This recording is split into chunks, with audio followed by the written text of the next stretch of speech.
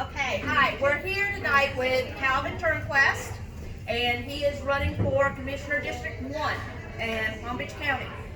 There's several questions that I want to ask him and we've got an audience here. They're going to ask some questions as well, but I think everybody in Jupiter Farms, especially Jupiter Farms, needs to hear this.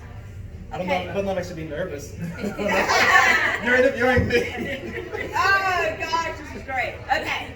You already know she's big now. I am big now. I am the one that spreads all the gospel. But anyway, Calvin, Yes. tell me, what is your stance on masks being worn in Palm Beach County and being mandated? And I'm opposed to all mandates, especially the mask. I think that the county commissioners overstepped their boundaries when they imposed a mask mandate. I think that we are all adults, responsible adults, and we can manage our own health and our own families the best way that we see fit. So to paint the entire county with a broad brush and say that everyone should wear a mask, and you can get penalized if you don't, I think that's overreaching. Besides, the masks that they say, because I work in the health industry, Right. and the masks that they're allowing people to wear or handing them out, they're not going to stop any spread of any viruses. First of all, when I see people around, they're wearing the cloth thing that's covering up their face. They should have given us guidelines under which we should be able to follow. But to just say everyone should wear a mask, and if you're not wearing a mask, then you get in trouble with the county and the law enforcement, I think that's overreaching. And if I was on the county commission, I would have definitely have a strong opposition to the mask mandate. Well, I even have seen where they're wearing masks that actually are very dangerous for them and actually could cause more problems than what good they are actually doing. Well, you're right. I heard where this one guy was wearing a mask and he ran out jogging, Yes. passed out. Right. So not only should you be aware of the conditions of the mask, where and how it should be worn, but again, give people options. Don't just have a mandate saying that you have to do this. It's akin to like when we're in school. If one kid does something wrong, then everyone gets punished. Right. No, just give us options. Well, also too, there has been several times that they have said that in the restaurant you were to wear a mask. You were to wear a mask to go to, which I think is absolutely ridiculous. You walk up to the door and you have the mask on, and as soon as you get to the table, you take it off. I mean, it's almost like, okay, the virus is going to be at the door, but it's not going to be where you're sitting. And I think that some of the protocols that they've called on is very, very ridiculous. And I think that's where a lot of people have gotten off track. I think that everybody sees the ridiculousness in the mask, and they have gone forward from there, and they have just this thing is snowballed, and it's absolutely ridiculous. And I'm really glad to see that we have a proposed commissioner that's going to be coming on board yes, he's going to come on board. Coming on board that is against this, because to me, I feel like our constitutional rights have been taken away from us. Is there anyone else that would like to ask a question about the mask? No? Everybody cool with that? One thing that I think is bad about the mask, they just tell you have to wear a mask. They aren't telling you that don't wear a mask when you're outside and nobody's around. And people are wearing masks and they're getting hyperventilating out in the heat, and they're wearing a mask because they're walking down the street by themselves. And they aren't explaining things like this to people to let them know that, there are times you should not be wearing a mask. I saw a man backing out of a parking lot at Costco, and he had a shield on, and he had the mask on, and he still was driving. In his car. He was driving in his car. And there's a woman putting groceries in her trunk. He's driving an big SUV, like a Lincoln or a Mercury, and there's a woman putting groceries in her trunk right behind him, and I had to push on my horn, or he never would have seen her and would have hit her. And then she started pounding on his window to let him know she was there. So he just sat there until she moved her, until she got done, and she pounded on the back again and told him to move up so she could get out of her space. It's all about education. Educate the public on, there's no education how and when and where you should wear the mask. And also leave it to the businesses to determine, Yes. How you're going to enter their establishment. Right. Like, for instance, I had never imagined a day in my life where I'd have to wear a mask to go to a gun store. You know what I'm saying? I mean, isn't that against the law? Or to go worse than going to a bank. I mean, Go bank, you know what I'm saying? Was it a year ago? If I walk into a gun store with a mask on, you know, and I'll call the coroner. Okay. So yeah, it's ridiculous. well, another thing too that I have noticed is that the CDC actually came out and said that fabric masks were actually very hazardous, that they actually can hold on to the actual virus itself, and that you're continuously going to be breathing it in, unless it was multiple layers. And then Palm Beach County goes and spends how much money to send out a fabric mask to every single person in this county? I hope that they're actually going to be, they could be held liable for handing out medical equipment. What I'd like to know is who got the contract to Yes. provide those masks. Right. Where are they coming Where from? they come from China? China. Yeah. So I'd like to know. We found some the other day that were made in China. Where were those made in? Vietnam? There were some that were made in Vietnam, I think. The ones, the cloth ones we got? Yeah, the ones that make my ears go like this. Yeah, because they're too yeah. small. Okay, and the second question I want to ask you, Calvin, that is very much on the minds of Jupiter Farms right now, is about the schools. What is your opinion about schools being opened up? I would like to hear that.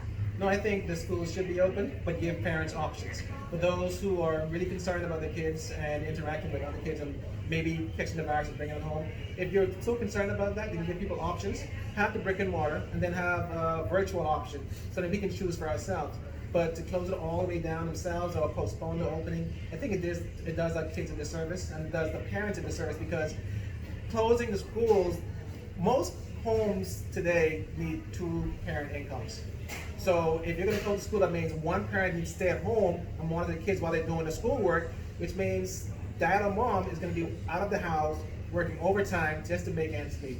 So give people options. Those who can afford to homeschool their kids and be home with their kids, that's fine. But those who cannot, let the kids go to school. And you know, it's all about growth and development. You have to, but by keeping kids away from engaging with their friends and being out in that environment, you are stunting their growth and development and socialization too. So let the kids go to school who can afford and who parents want them to go to, and then give us a virtual option. That's what I would do. Give us options. Don't just take it away from us. I think most of you all will agree on that one. I I mean, do have- how can you go wrong there? I did hear one option that and I don't know, I just heard it today, and I don't know who said it. But, the high schools? Yeah. Yeah, let the high school kids learn from home on computers. Because they don't have to be, They they don't- don't they have have to to be be Right, monitored. and let them monitored. take the high school, and then you have more room for the younger kids who really need to have that one-on-one and that teacher in the room with them. You can And use they're the not high good at school. moving. You That can makes use the sense. high school, the middle school, the elementary school, all to separate all these kids and give them more room. Yes, you're gonna have to worry about more teachers, but if you wanna separate the kids and you want the kids to get an education, and that's the main thing, make these kids getting an education, and not only an education, but emotional and mental stability from being around other kids, then that's something that you could do, because high schoolers, they use the computers all the time for their work anyway. Right, they can basically. Well, I just don't see, I don't see how, I don't see how anybody, can actually go wrong with having an option. Yeah. If you wanna keep your kid at home, then keep your kid at home. If you wanna send your kid to school, send your kid to school. How can anybody complain about that? I mean, you're winning on both sides there. Yeah. And then the third thing that I wanted to speak to you about is what is your opinion about mandating closing of the restaurants, closing of the beach ramp, closing of, the boat ramps, and closing of the beaches? What is your status on that? Especially closing the beaches on a public holiday. I mean, that's crazy. They're allowing boats to go in the water where you can have 10, 15 people on a boat at one time. They're engaging, interacting with each other, but you're closing the beaches. And when I go to the beach, you and I aren't sitting this close. I don't know you. Yeah. I mean, I'm in Tamara like Right, this, you know, right. but anybody else, we're at least 8, 10 feet away from each other. It's not like we're all crowding the beaches. It's not like Cancun, where the beaches are going to be clustered and people are going to be on each other. But here in Florida, with the miles of beach we have, we're not going to be on each other. So closing the Especially in beaches, Palm Beach closing, County. yeah. So we're not going to be on each other. So closing the beaches was I would have been totally against that, especially on holidays. So you close the beach on a Saturday, but then it's open on Sunday, Yeah. then open on Monday. So I mean, what's the rationale behind that? The boat ramps are open; people can go out on in the water on their boats and be clustered together. But when they shut it all down. But I think it's still they're playing to the elite. Yes. You know, those who can afford to go on their boats and have their private homes on the water, they can go and engage and have fun. But those of us who don't have that, we are being restricted to enjoying ourselves in our backyards. You know, so I again, I'm still a proponent of options. Give us options, let us enjoy the freedoms that we have, but to shut down everything, and it affects the economy too. So I was telling someone the other night, and they were saying, Calvin, you know, this virus is about lives. Yes, it is, but it's multifaceted. It's not just about lives, it's about livelihood, it's about the economy. Right. I was walking in Jupiter Heights. I knocked on this man's door, and he opened the door and came out, and I was talking to him about me running for county commission. And I was asking him about, you know, what is he doing and his lifestyle and everything. He's out of work. He was a manager for Duffy's. The restaurant is closed because of COVID and the county commissioner's mandates. And that Duffy's is going to close forever. It's not going to open again. So he's out of work. His wife, who's in the food industry, is also out of work. They're putting the house up for sale. But they're going to lose their house. They can't pay the mortgage. So stuff like this, give the restaurants, the bars, the food industry, give them parameters under which they can operate, and then let the managers, the owners, determine how they're going to run their business.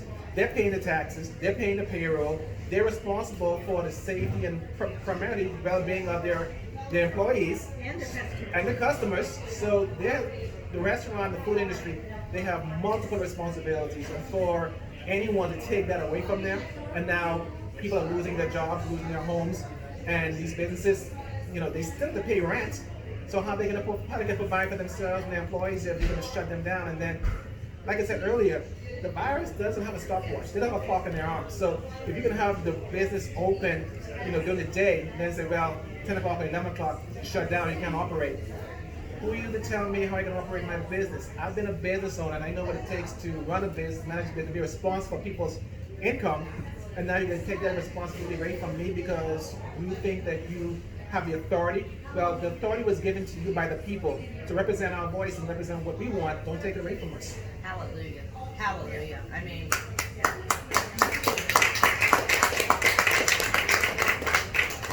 okay, Calvin, can you also tell us a little bit about you, where you're from, what you've done in the past, this type of stuff? I'd like for people to get to know who you are personally. Well, in the Bahamas, I was born in the Bahamas, and we like to say that God was born in the Bahamas, but he works in the United States. So, we have a competition. I don't know, you got a pretty beach over there. We have a competition because she's from St. Kitts, so she thinks they have the best waters, but we have the best waters. Okay, bar none. That's a discussion for home. I'm gonna get in trouble for that one. But yeah, I was born and raised in the Bahamas. I came here when I was 19 to go to college. I graduated from University of Miami, still the #1 football college in the world. Yes. But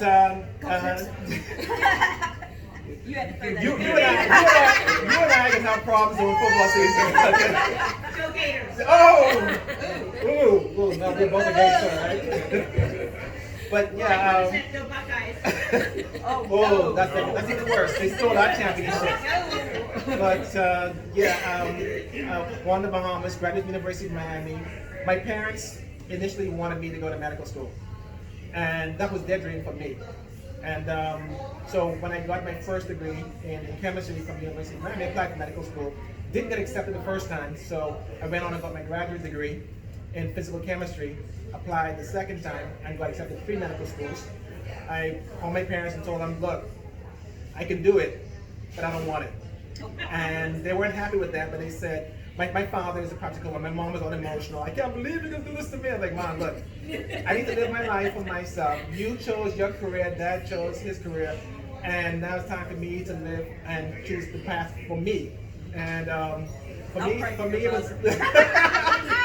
She's probably still upset. Yeah, for me it was business, you know, and I started two businesses in Turnquest, sold them both, and learned a lot about businesses and management. But it was when I was running the first business, the wellness center of Turnquest, the residents came to me and they asked me to run for public office. Now, my family in the Bahamas, we come from two industries. My mother's line is deeply rooted in the church. As a matter of fact, my great-grandfather co-founded the Church of God in the Bahamas, and ever since then there's been ministers and preachers in every generation, multiples of them, so much that my uncle, who lives in Salerno, he is the pastor of the Church of God of Salerno. So every generation we've had ministers and pastors.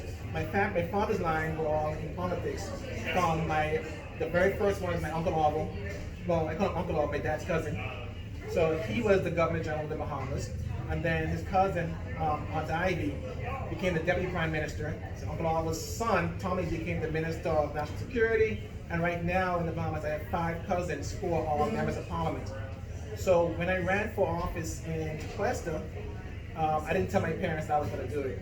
I just did it. Not that I was ashamed or anything, but I had vowed that I was going to stay away from that because with my dad being in public service, it took him away from the family more often than he was there. So I didn't want that for myself. But the residents of Turnquest persisted, and I said, you know what, I'm going to do it and give it my best shot. And if it happens, it happens. If it doesn't, but at least I give it my all. I won with getting 68% of the votes in the village of Turnquest, which was impressive. So after I won,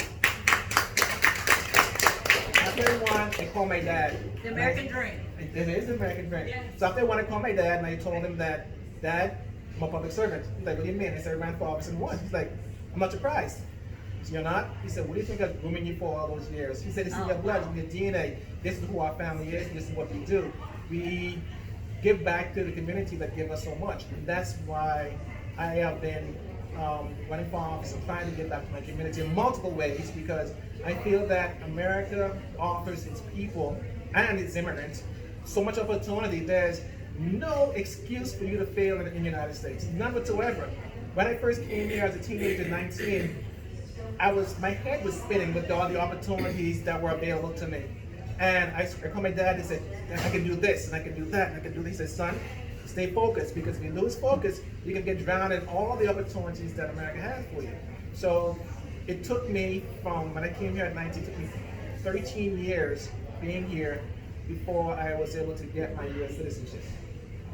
And that day I got my citizenship. The very same day, I went to the supervisor of elections office and I registered to vote. But during the time I was here, I was looking at both parties to try to determine which one my ideals aligned with. And for me, it was the Republican Party, because in the Bahamas, we have 2 major parties. Now there's a third minor one, but we have 2 major parties. One is the Conservative Party, another one is the Liberal Party. Now, the Conservative Party is called the Free National Movement. The Liberal Party is called the Progressive Liberal Party. They are in line with Democrat policies. So when I came here and I registered as a Republican, I knew it was the right choice, because I could not have registered as a Democrat and then go home and face my family. That couldn't have happened. So You couldn't have faced this. Oh, I couldn't have. Yeah, exactly. Exactly. So I knew that this is the party that was for me, and that this is the party that ideology I aligned with. So I've been a Republican ever since, and supporting good Republican candidates and helping them get elected, and also running and living my life according to the principles that I was raised under and the principles that I see here that align me with the Republican Party. So this is why I'm here. We are so glad to have you. I mean, aren't you? It's about time. I mean, my philosophy is with the commission now, the commission board now. I don't care if you're Democrat or you're Republican. As far as I'm concerned, you took our constitutional rights away from us, and you're out. I don't care. I will do whatever it takes to get those commissioners out of here. You are not as well backed as the other two opponents. They have very much more money than you do. So we have got to do whatever it takes to make him more popular or more out there into people's homes to get you out there, to get your name known before the election. I realize it's late, but better late than never. Is there anything that we can do to help you get nominated? Yes, spread the word. We're all on social media, and that has been the way that I have been promoting my campaign. I am on Facebook and Twitter and Instagram and TikTok and LinkedIn and all of them. So when I post something on Facebook, I share it on all the other social media sites that I'm on. So I'm asking people to do the same thing. And I know some people are on social media because I've noticed that when I go door to door, and I've asked someone, because they've been asking me, how can I support you? And I said, share my message on your Facebook page. I'm not on Facebook. Do you have girlfriends? Yeah, get on the phone and call your girlfriends. Right. Okay. So I've been asking that too. So that's one way of doing it. And you're right. I'm not funded by the special interest groups and the developers that my opponents are. For the most part, my campaign has been self-funded, and I have gone out of my way not to ask for contributions, because what I want to do is be the voice of the people and not have someone who raised me $5,000 or $10,000, and then next thing you know, they come to the county commission for something, and because they gave me this money, I'm feeling kind of obligated a little bit to pass their whatever they want in project. So people have been through seeing like the hard work that I've been doing, walking door to door. I have. How many candidates do you know that would literally get out there and walk door to door? And get this, y'all, he actually walked door to door in the farms. 5,000 homes so So far. I have to ask, how were you welcomed in the farms? With open arms. No kidding. And Tamara's with me most of the time. Sometimes I'm going up to a resident. She's like, "Are you sure you want to do that?" Yeah, why not?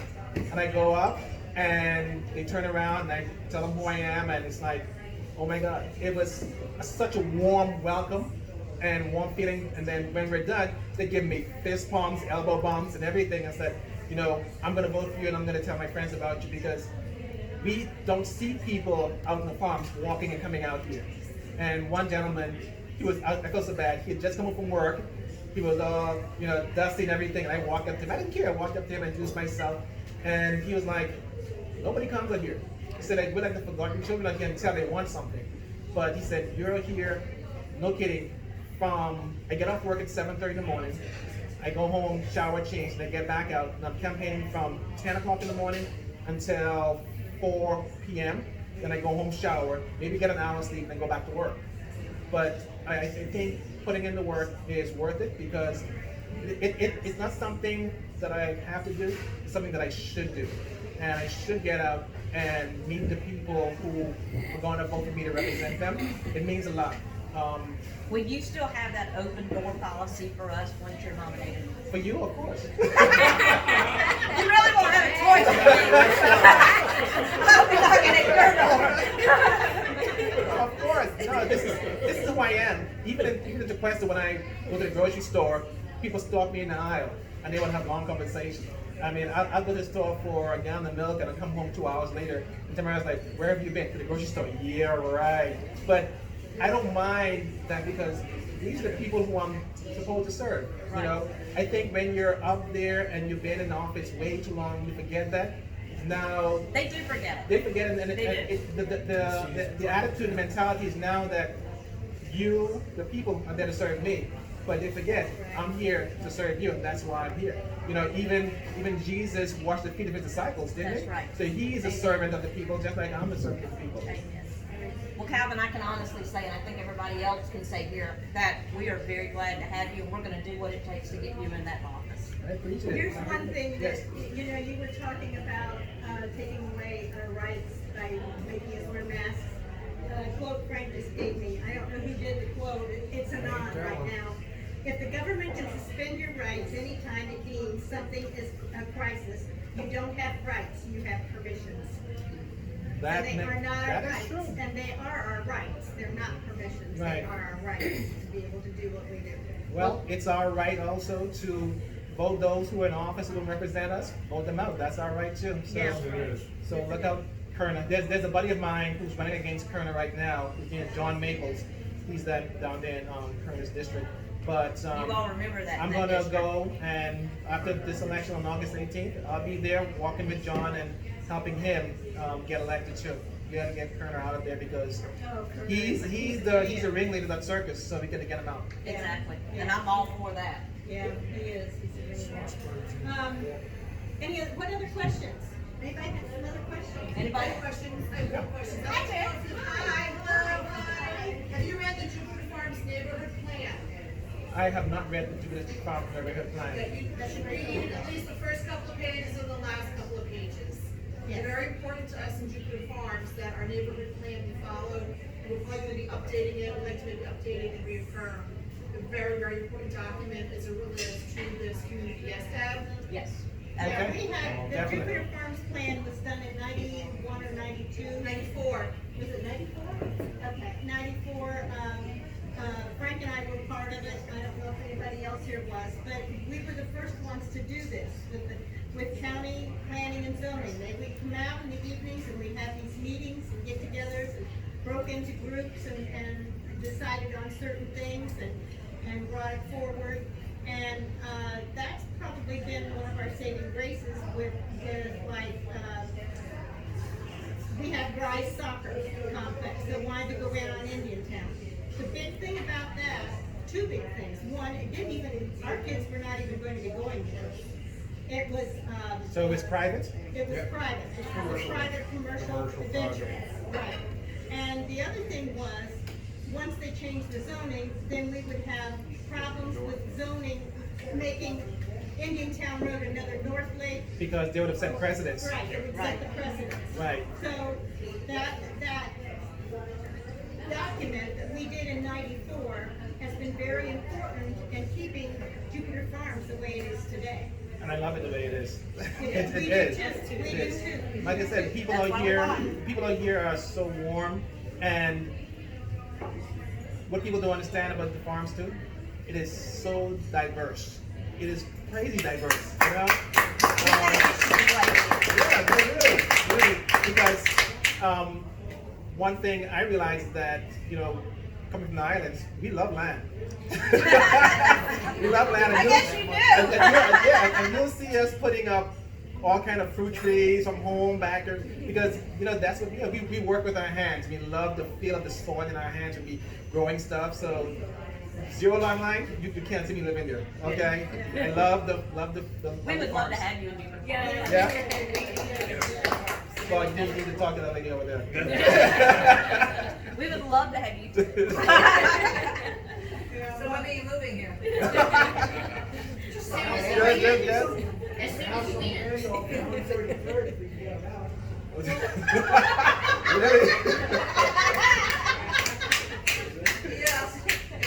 Okay. And 3 acres of land. 3 acres. 130 Nice. rand I outside love 3 acres of land. I put her on the lawn one. We're good to go. Well, we would like to thank tonight the Farmhouse Cafe for having us. Yes. We would like to thank Thank Liz you. Taylor and her whole crew. They've done a fantastic job. We've had a great turnout for this, and we wish you all the best. We really do. Thank you so much. I appreciate it. Thank you.